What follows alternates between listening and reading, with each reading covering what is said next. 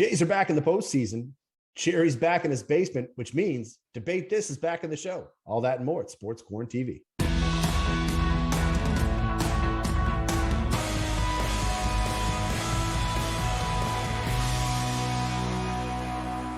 Good evening, everybody. Welcome to another episode of Sports QuaranTV. Chris Dobson, Gerry Green. Welcome back, man. I know it's been a long time, brother. Yeah. It's good to see your face in the basement with your on-air logo ready to go. What's been going on, man? How's things? Well, geez, the summer has been flying by. Now we're into the fall and it smells like hockey season. I know it's baseball season. Why don't we start there? Absolutely. I think it's a great start. And we're going to do a full preview breakdown between the Toronto Blue Jays and the Seattle Mariners, which are now playing all three games, which is the first time this has happened in the wild card, by the way. Yeah. They're going all three games being played at home in Toronto. I will be there for game two. I am fired up for this matchup, only because Jackie Bradley's a Toronto Blue Jay. Other than that, I could care less. But overall, I'm excited, man. I want to get your thoughts. To me, I think this is going to come down to a pitching matchup. Could see the return of Robbie Ray in Toronto. That's a big deal, I would think. The number one factor is Alex Manoah. Alex Manoah is the X factor, not an X factor. He's the major star here. He's the best pitcher on either club's roster. I mean, he's coming in with a 16-7 record rather, and an ERA of 2.24. I mean, 180 strikeouts. And anytime the Jays needed a win, he was the one that stopped any losing streak in most cases. Even when he kept the Jays in a game, sometimes they still lost it by 2-1 or something like that. So he's the major factor. Where it gets interesting for me is, we were so sorry and disappointed that Robbie Ray was no longer a Toronto Blue Jay, but then they go and get Kevin Gausman. And I compared the numbers today, Chris. Gausman has a better winning record. He's 12-10, while Ray is 12-12. Their ERAs are similar. The amount of innings they pitched are similar. The big difference is the amount of base on balls that Robbie Ray gives up rather than Gausman, but Robbie Ray has struck out more players than Gausman. What I'm saying is they're both equal. And I don't know if Seattle starts with Robbie Ray or who they start with, but Alex Manoah should be the starter for the Toronto Blue Jays. And the Toronto Blue Jays have been a good team at Skydome. And it's not Skydome, it's the Rogers Center. I still want to call it Skydome. 47-34 on home field, which is a +13, obviously, while Seattle away from home, not bad. They've got 44 wins away from home. They're a +7. It's a toss-up, Chris, in regards offensively, defensively, and pitching. To me, it's going to be a lot of fun. So here's another question. You were talking about Robbie Ray versus Gausman. And I guess the question I have too is, don't forget, Gausman's last start, he was pulled early due to a cut on his finger. Is that going to come back? Is there a potential impact on that in the postseason? I mean, I haven't heard anything at this point, but I would assume he's good to go. I would assume he's good to go too. And especially then you get all three games at home and you get to throw out Manoah and Gausman. You don't want it to go 3, Chris, because then you're going to get some extra rest, which is great to get into. And don't forget, you got Berrios too. He's ready to go if it goes 3 games. You've got all. Well, 3. I know, but Chris, how much confidence you have in him? He's either a hit or he's a miss. He's either you got to love him or you hate him. Stripling has been the opposite. He's done what he's asked of as a 4th starter and been very consistent. But again, Chris, one guy's getting paid a lot more than the other, and so I don't see how Stripling makes it into the rotation of the top 3. Right. So then I guess the other question too is, if you look at who's not, like you said, who's hot, who's not right now. The Jays are the hotter team going into the postseason. Their offense has picked it back up. Everything looks good there. To me right now, the fact that Alejandro Kirk was probably one of the best players in all of baseball this year still makes no sense to me. Yeah. I know, it's crazy to me if you think about it that route. And then if you look at, everything the Jays team has done and put together. I mean, George Springer's playing good ball. I mean, again, I've been concerned about whether or not you're going to breathe on him the wrong way and he was going to get hurt, but he's proved me wrong. He's been great. But overall, I absolutely love this matchup. In fact, if I was the Jays and Jays fans, this is the matchup you would want going into this wild card. I mean, Seattle, you don't want Tampa. And I mean, I don't know. Oh, you didn't want Cleveland for sure. Here's how it looks. The Jays are 5th when it comes to runs scored in Major League Baseball. Seattle's 18th. But here's where the rubber hits the road again. Where I find this series to be so close. Seattle is 7th when it comes to runs allowed, while the Blue Jays are 12th. The Seattle Mariners have allowed 100 less runs than the Toronto Blue Jays. So is it defense against offense here? I still think the Blue Jays have the better 1-2 combination on the mound. So I guess I'm favoring, obviously, the Toronto Blue Jays, and I want them to win. And home field advantage, I think, is going to be tremendous with the crowds there for sure. You saw quickly what before we move on quickly, engage the other series, what Jose Bautista and the boys were talking to. You haven't witnessed a playoff experience until you see the Rogers Center full of fans going crazy. I think it's going to be an absolute gong show. I'm going to throw my prediction out right now, and I don't even think this thing sees 3 games. I think Toronto eliminates Seattle in 2 straight games back to back. That's my prediction. That would be awesome. Cleveland and Tampa Bay are going to be very tight, 2 very similar teams with low budgets. I mean, low salary caps, if you will. They don't spend a whole lot of money. Here, Tampa's at it again. Do you remember Tampa won the division last year, Chris? And the Toronto Blue Jays were on the outside. The outside looking in, because the Yankees and the Red Sox both had 92 wins and Toronto had 91. This is the first year that they added the 3rd wild card. It didn't matter to the Blue Jays. They were the top wild card team. But how funny, this year 91 would get you in, where last year it wouldn't. And I'm so happy they did get in. But it seemed like this season was a little bit more of a struggle than last season. It looked like they get on big runs last season, and this year maybe not. But they get to the finish line, and they're there and hosting the first round, which I'm very happy about. So for me right now, my prediction is going to look like this: short and sweet, very simple. Cleveland's the better ball club. Tampa's starting to struggle in the home stretch. Again, I'm telling you right now, I think Cleveland takes this in 2 games. They are at home. The Guardians are a hell of a ball team, and I think they're going to come out, and I think they're going to make Tampa look foolish. So I'm going Cleveland 2-0. The National League, quickly, you got Philly and St. Louis. Yeah. They faced each other last time. Right. So again, I think Philly wins that one easily, in my opinion. But I don't know. That's just, they got St. the better Louis starting has pitching. 53 wins on home field this season, Chris. The Cardinals 53 wins on home field. The Mets are going to host San Diego, and again, the Mets 53 wins at home, while San Diego's just 11 games above 500 on the road. San Diego, another one of those teams that you're a little bit disappointed in because of the star power that might have left them, even though they added star power, but they just haven't been consistent. I don't think going to New York City is going to help. I fully agree with you. I think we're both on the same page there. All right, let's move on to the QMJHL. I want to get your opinions quickly on early standouts in the Maritime Division. They've only played 2 games, so we're not going to talk long on it, but have you had a chance to take a peek, and what have you seen? The only thing I've seen, Chris, is 3 Maritime Division teams have home openers, and 3 of them lose. St. John goes into Bathurst, spoils their home opener. St. John goes home to host Moncton. Moncton spoils their home opener.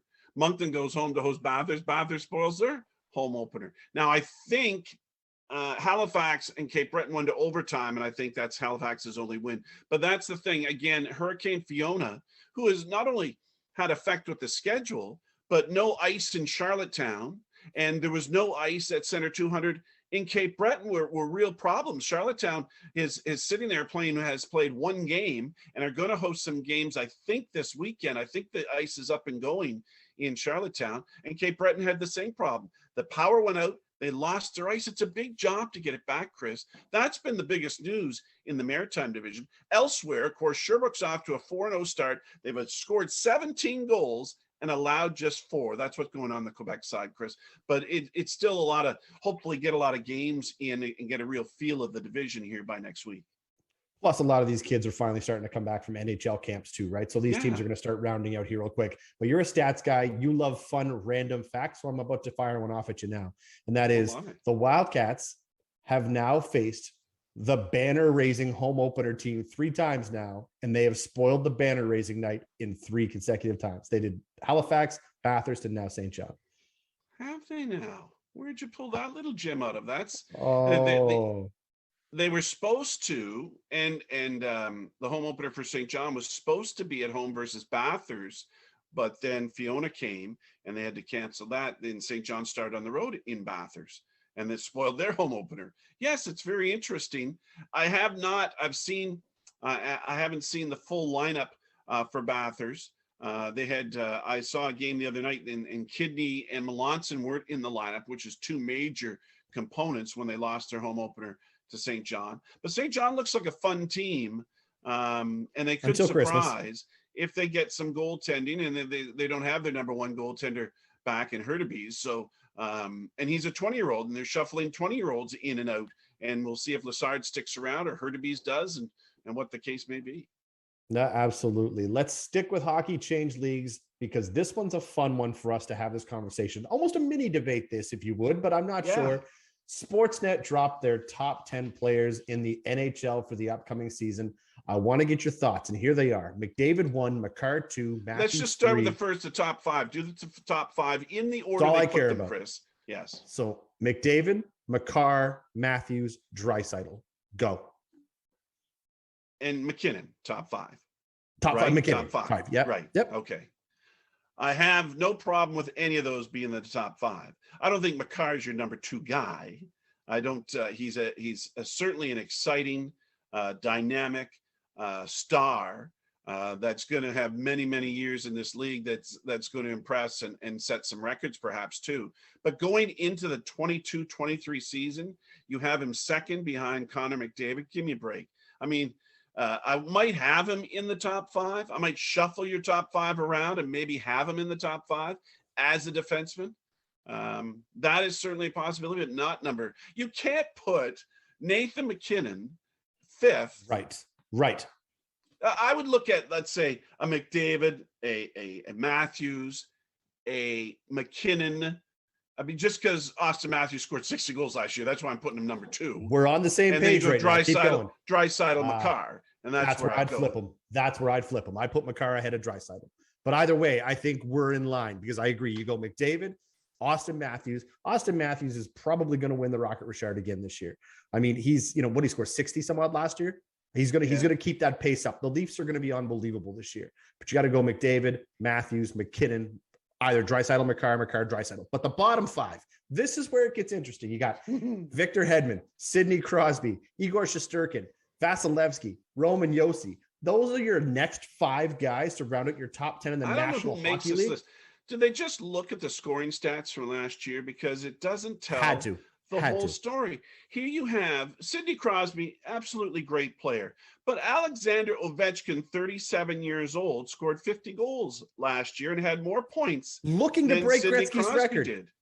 You have Gaudreau and Huberdeau finished second behind Connor McDavid with 115 points. They had career years and not even mentioned in the top 10. And don't forget, and it's about statistics. That's where they're getting this from, Chris. But one of the most valuable players is Kucherov in Tampa Bay. You can't tell me he isn't. He's there when the money's on the line. He only plays in the postseason. And again, he only played 47 games last year, but he had 69 points in those 47 games.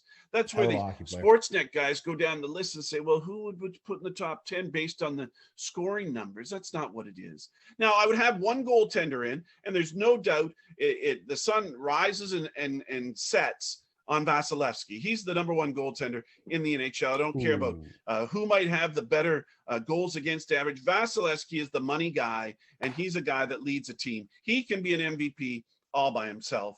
And Victor Hedman could be in there, maybe 2 defensemen in your top 5. But I still look at the Roman Josi. Roman Josi in my top 10. Okay, he had 96 points last year. Awesome. He's not doing it this year.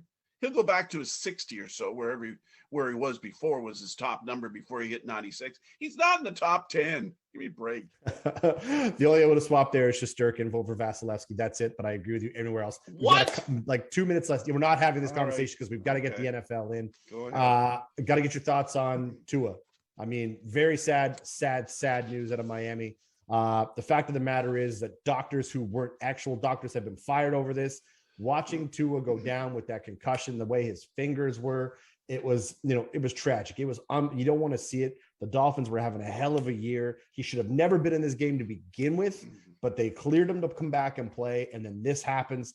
I'm at a loss for words, man. Yeah, I think the NFL, as usual, a lot of lip service in regards to concussion protocol. And I think they throw a guy under the bus, whoever the doctor was in Miami, say, well, he wasn't doing the job properly and they throw him under the bus. But there's other people that are in observation here, and especially the coach. The coach has to be put on the carpet in regards to, did you not look in the guy's eyes? Did you not ask him? Did you not know? Can you not tell? Those types of things. So very disappointing in that whole situation. And whether or not he's not playing this week. I don't know if he's playing the week after that either. I saw a doctor come out today who actually examined him and said Tua should never play football again. They said he has suffered permanent brain damage. And I'll be curious to see exactly how that goes. I don't know. There's quarterback problems all over the league, Chris, quarterbacks going down. But I've enjoyed watching the way the Eagles have come to life, and they've got a quarterback that no one expect them to play that well. But my game of the week is coming up tonight, Chris. Your Colts are playing the Broncos. That is a do or die for both of those teams. It should be fun. Should be fun, but an absolute dumpster fire happening in Indy. Although I did see Naheem Hines come out and say, look, after the Tennessee loss, this is how it's all playing out. As far as I'm concerned, for 4 straight years, we've had 4 different quarterbacks.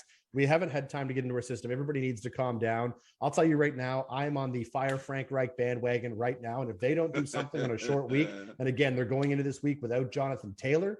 But as far as I'm concerned, there's a lot of injuries. Blackman's not playing, but you're right. This is a massive game for the Indianapolis Colts and the Denver Broncos because, I mean, let's be real. Russell Wilson hasn't been who he needs to be either. We're going to debate this, and this is a good one because this isn't just us debating this. Yeah. This has been a topic going on around the internet right now, and that is, who is the American League MVP? Is it Aaron Judge, who, as we talked about earlier, crushed his 62nd home run already? Or are we talking Shohei Ohtani? Could he go back-to-back? To me, I think this is a no-brainer, but I'm going to get your topic first to see if we're actually going to debate this. Yeah, we'll question whether how your brain's working here. But, most valuable player to his team is part of it. That's what they say. He's going to be most valuable player to his team. NHL, any sport, you've got to be able to make the playoffs. And Aaron Judge has done that for the Yankees. He's turned around. And even when the Yankees got into a slump, Aaron Judge was still doing what he needed to do. And again, he hits 62 home runs, has 131 RBIs, bats .311. He's a whisker away from winning the Triple Crown in his position. No, he's not a pitcher. He's an outstanding player that has been the talk of baseball for the last month. And yes, does that deserve an MVP? Yes, it does. Accomplishing 62 home runs? Yes, it does. And to have your team in the playoffs? Yes, it does. Okay, I get what you're saying. But what I heard there was whisker away from the Triple Crown, meaning he didn't win the Triple Crown. We'll start there. Second of all, when has this ever happened?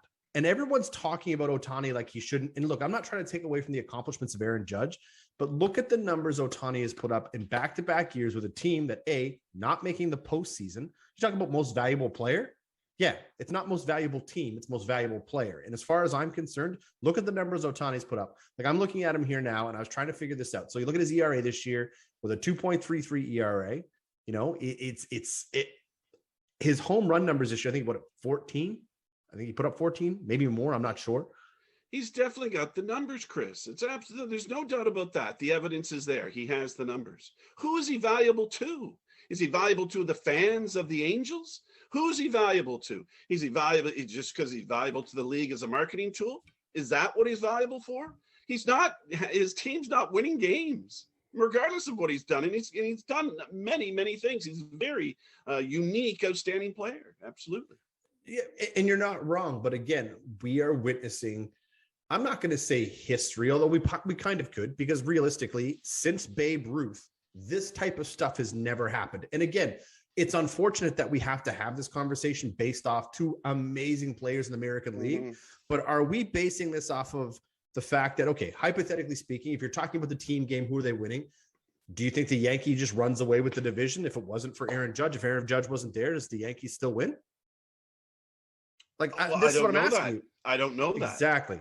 But if you're going 1-to-1 based off single-handed accomplishments, I would say what Ohtani has done, not against Aaron Judge, what Ohtani has done is more impressive and more important to me. And the voters, I think it's a no-brainer to me. Yeah, okay. So if Ohtani's not in Anaheim, they're still called Anaheim, aren't they? Yeah. If Otani's still not, it's not in Anaheim, they're just going to be a few games worse than they are now.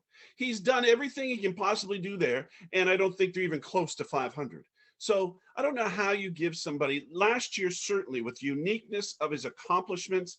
I agree. But let's talk about the uniqueness of the accomplishment of Aaron Judge with 62 home runs. Yes, it's not 73. It's not the number that is being told is the in Major League Baseball is the top number in home runs, which is 73 by Barry Bonds. Look, no, we had that rant earlier. We're going to talk. But we're not saying that. So I'm saying that he has these tremendous accomplishments. Last year, he was acknowledged as the most valuable player. Again, this year you've got somebody. Oh, yes, there's somebody that's brighter than him. It's a brighter star, let's say. It's a brighter accomplishment. Not that we're dull with what Ohtani has done, because it's still amazing, but maybe we're a little bit more numb to it. I am, anyways. Well, hey, look, I appreciate your opinion. I don't agree with it. That's why we're debating it. The only thing I love about Aaron Judge this year, and I'm not even saying this is a biased Yankee hater, I love the fact that Aaron Judge bet on himself this year. Didn't sign that extension, bet on himself, and pull the lights out. Not taking away from that. Either way, I don't think we're going to see eye to eye on this. This was a great topic. I've read online, and it literally could go either way. Whatever way it goes, either one's a champion, in my opinion. It doesn't matter, but it should be Ohtani. End of story. Let's wrap this thing up, Jerry. Let's get going. We're going to start right off the hop. I want to check in with the CFL. You told me before we started shooting you were going to hit me with some knowledge. Hit me with it. Well, the thing I'm going to hit you with, if you don't watch CFL football, the Winnipeg Blue Bombers have had an outstanding season. They're 13-2, lead the Western Division, miles ahead of everybody. And they're miles ahead of everybody in one particular thing, Chris. They play 3 downs all over the field. They have a quarterback in Zach Caleros who's going to probably be the most valuable player. Behind him, their backup the quarterback is Dakota Prukop. Look him up, 6'1", about 215 pounds. He comes in for 3rd down plays. It could be 2 yards, could be 2.5 yards, 3 yards. They're playing 3-down football all over the field, and they have such confidence in their offensive line. And this guy, to find the holes and power his way through, it's very unique. And now I see in the NFL, they're starting to do 4-down football a little bit more than they used to. And because when you're a yard away, if you don't have the confidence in your offensive line to push forward and get you that extra yard to extend your drive, what's the use of having them? You're showing them that you don't have the confidence to do it. I don't call it gambling. I call it confidence in the players you have on the field. So coming up this week, CFL, the Eskimos are playing in Winnipeg. The Eskimos could get in the playoffs. They're 4-11, but they could bump out Ottawa, who are 3-11, which is the bottom team in the East. It gets a little bit complicated, but those are the 2 teams to watch this weekend as Ottawa plays in Montreal and Edmonton plays in Winnipeg. There's my CFL rant, Chris. What about Barzal? I think the Islanders are doing some work and they've signed him. Is that true? Absolutely. Matt Barzal signed an 8-year, $73.2 million contract with an average of 9.15. The big news of the story coming out of this is that after it was reported, the Islanders are now asking Matt Barzal to round out his game a little more. They haven't been as satisfied with the point production. They know they can get more out of him. That being said, I think Matty's going to need a whole lot of help in New York. And I like New York. A couple of years ago, New York was the team to watch, in my opinion. Somehow they've fallen down a little bit. If I'm watching anybody in New York right now, it's Noah Dobson. But either way, Matt Barzal, big extension for New York. Can't wait to see exactly what he's going to do with all this new money he's got. But either way, kudos to them. And I think, he's always been a fun player to watch, and good for Lou Lamoriello to see that deal. Speaking of other check-ins, I want to check in on senior baseball here in New Brunswick. Jerry, what's going on there? Well, the season went on forever, Chris, and Hurricane Fiona had a little bit of a say about it as well. At St. John and Fredericton, we're trying to get the final series in. That's the St. John Alpines and the Fredericton Royals. They finally got it wrapped up last week, and I've never seen it go so late into September as I did this year in 2022. And the St. John Alpines have ended a 21-year drought and are the New Brunswick Senior Baseball League champions, winning in 5 games over the Royals and winning on a walk-off in the 5th game by a score of 2-1. Jay Johnson, he was the star of the playoffs. He went 3-0 on the mound, didn't give up a run, pitched 21 innings, struck out 33. It was a great playoff year. It was a great regular season, so much parity, Chris. And the St. John Alpines will represent the province at the Nationals coming up next summer. Let's see what's going on. Tony La Russa, did he have a hand in the White Sox not making the playoffs, Chris? What's your opinion? If you ask the fans, yeah, absolutely. They've been chanting "Fire Tony" now all season long. Tony La Russa, I mean, 78-year-old Hall of Famer. Remember, before he had he hadn't managed in 10 years before he stepped into the Chicago White when they brought him back into Chicago. And if you look at how that whole scenario played out, I mean, they've got the team, they've got the capabilities. Fans were extremely disappointed. That being said, on Monday, Tony La Russa has stepped down for health reasons away from the Chicago White Sox organization. I'll be curious to see, exactly what's going to happen moving forward because they do have the talent. They've got a great ball club there. I'm excited to see how they rebound next year, to see who's going to be in the dugout calling the shots back there. But either way, Tony La Russa's had a great career, a Hall of Fame career, but at 78, it was time to hang him up before the fans hung him up for him. Give me the final check-in on the MHL, my friend. What's going on there?